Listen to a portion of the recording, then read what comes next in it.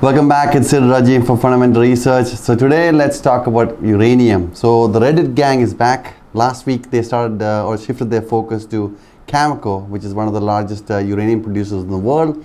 This resulted in a big spike in share prices of uranium companies. Now, being an analyst focused on fundamental analysis, I've not been a big fan of the ideas generated by Reddit, but this time I think they picked the right sector, especially because I really like the fundamentals of uranium, and I've been talking about uranium for a while, so I'm glad to see that this Reddit event has triggered or has given a trigger to the sector. Now, here are reasons why I like uranium. It is one of the cleanest and cheapest sources of energy. Global commitment towards clean energy has been driving demand for the sector.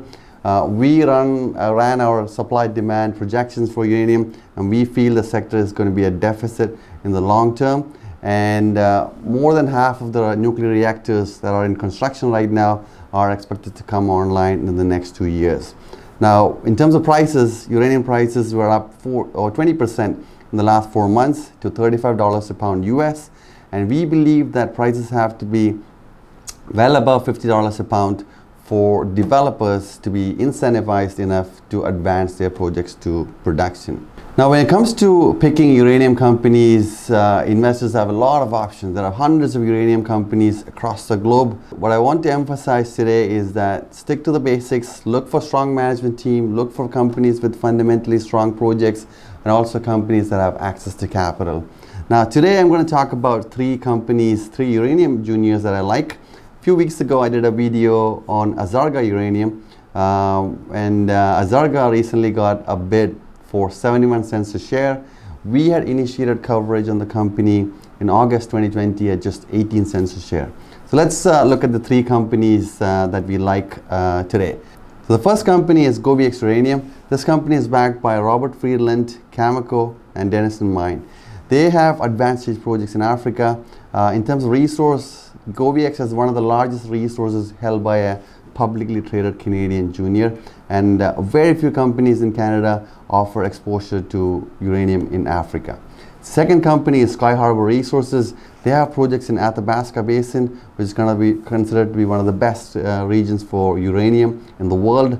Their flagship asset is just 39 kilometers from Cameco's McArthur River mine. They also have other projects that are being advanced and funded by their JV partners. The third company is Blue Sky Uranium. They have an advanced stage project in Argentina. Now, Argentina has 3 nuclear reactors, but then they have no domestic production, meaning 100% of the uranium consumption is imported.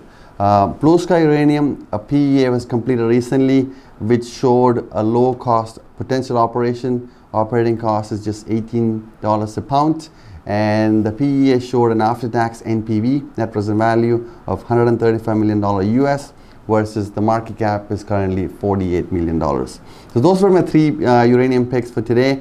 As I mentioned, be careful when you invest in juniors. It's a highly speculative, highly risky sector, but if you're picky, if you stick to your basic, the potential for picking winners is going to be much stronger. So hope that helps. As always, if you like these videos, give us a like, subscribe. Thank you, and stay safe.